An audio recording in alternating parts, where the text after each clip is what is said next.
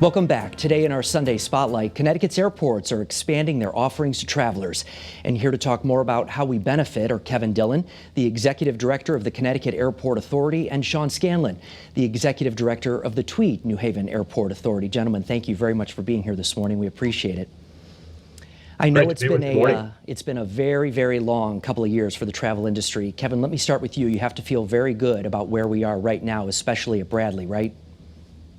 There's no doubt. I mean, certainly the pandemic was very challenging to aviation across the country. But right now here at Bradley, on any given day, we're only down about 10 to 15% as compared to pre-pandemic levels as it relates to passenger traffic. So if we keep getting some of the announcements we've been getting recently, we feel very confident that by the end of the year, we will be back to pre-pandemic levels. Yeah, let's talk about those announcements. Breeze, of course, invested heavily in Connecticut right away, and look at what they just recently announced. More flights operating out of here as a base. That's incredible news, right, for the region, for the airport. Absolutely. Breeze has been a great partner.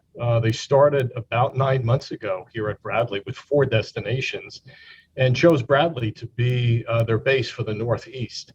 What that means is they'll be basing aircraft out of the airport, so there'll be a lot of activity, a lot of additional flights coming into Bradley. So not only is that good for consumer choice, but all of that activity adds up to additional jobs. So we feel very good about what they're doing. We expect them to announce 8 new destinations in the next few weeks. We will certainly be waiting for that. Exciting news for everybody. Sean, it's just as exciting, down 91, because we're talking about, 10 flights ultimately from Avelo Airlines, your new partner at Tween-New Haven Airport. And I was reading yesterday that 70,000 passengers have been serviced in just the first 3 months. Is that correct? We're actually up to 85,000 just since November, and that's compared to 40,000 all year in 2019. So we're at 10 flights pretty soon here from Avelo. We'll be announcing some more routes in early March, and we just couldn't be more excited about what's happening down here at Tween-New Haven. Well, obviously, you're a little bit of a smaller facility compared to Bradley. How big can Avelo get? Are you guys prepared to handle many more flights every day? Well, we absolutely have some room to grow down here, but we are also trying to build a new terminal, which is a $70 million new terminal by 2025. So we are seeing a lot of demand for the services that we're offering and the routes that we're offering. We only expect that to continue to grow.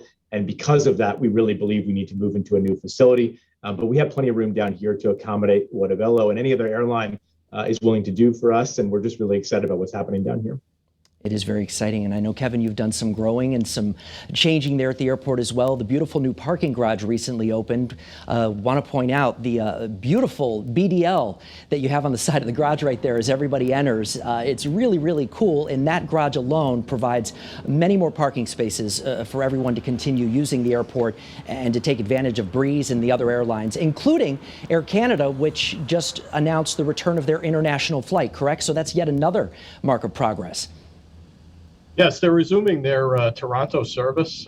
That's a great signal, I think, for not only international travel, but business travel in particular. You know, in the past, a lot of our Air Canada activity was by business travelers. So the fact that they feel comfortable resuming that level of activity, I think that bodes well for business travel in general.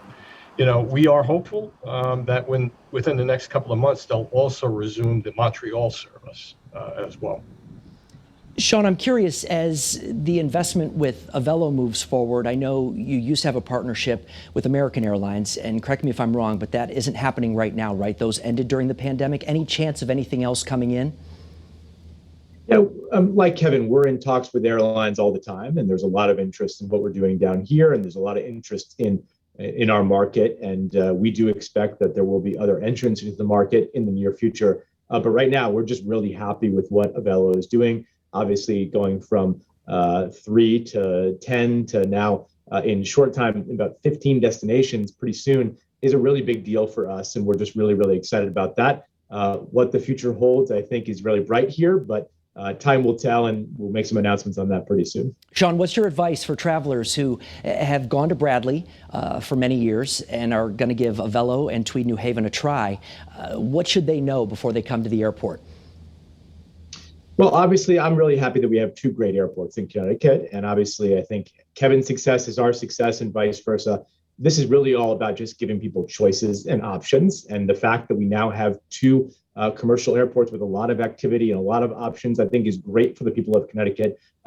People have gone to Bradley. If you've been to Bradley and want to give us a shot, we certainly welcome that. But we don't view ourselves in competition with Bradley. We view it as just giving two choices to the people of Connecticut. And I think that that's a great thing for our state. And we just are very, very excited about what the future holds here. Sean, you mentioned two airports. Kevin, I want to ask you, because I know there's been talk lately about possibly buying the Sikorsky Airport. What is going on with that situation there? And is there room for a third airport with passenger service? Is there a need for it here in our state? Well, I think there's a lot of opportunity here in Connecticut. And certainly I think Sikorsky Airport down in Bridgeport can also play a role. I think if you talk about commercial passenger service at Sikorsky, it would probably be relatively limited, some niche carriers. We do have a particular carrier that has expressed an interest in operating down at Sikorsky. So that's why we have an interest in potentially acquiring the facility to try to accommodate that carrier. But even if there wasn't passenger commercial service at Sikorsky, I think Sikorsky can play a much greater role in the general aviation field and corporate aviation field. It would be a nice complement to the airport that we operate at Waterbury, Oxford, for example. Well, it's nice to see the way you all work together. Competition is alive and well, of course, anytime here in Connecticut. But when you see how people are being serviced out of both airports right now and the opportunity for growth, if we're talking jobs and development and things like that, those certainly all seem to be good things. Absolutely. And, the name of the game is coordination, right? I think the last thing anyone wants to see is unconstrained competition. Certainly, Sean and I, we don't want to be chasing the same carrier and outbidding each other on incentives to try to bring someone into the state. So we in the CAA, we've been, for a long time, a supporter of the development of Tweed. We think there's a real opportunity for growth in that area of the state. And as I said, with Sikorsky, what we would like to see there is the opportunity to attract traffic out of lower Fairfield County and potentially eastern New York that we have not been able to attract up here to Bradley. So I think there's opportunities across the board. I think so long as we're coordinating with each other, we're going to do some great things for the passengers here in Connecticut. Well, it's a very exciting time. Kevin Dillon and Sean Scanlon, thank you both very much for joining us this morning. We appreciate it. And that is CT22 for this week. CBS Sunday Morning with Jane Pauley is coming up next. Have a great rest of your weekend. I'll see you this week on Eyewitness News. And Eric Parker will meet you back here in Studio A coming up next Sunday morning. Take care.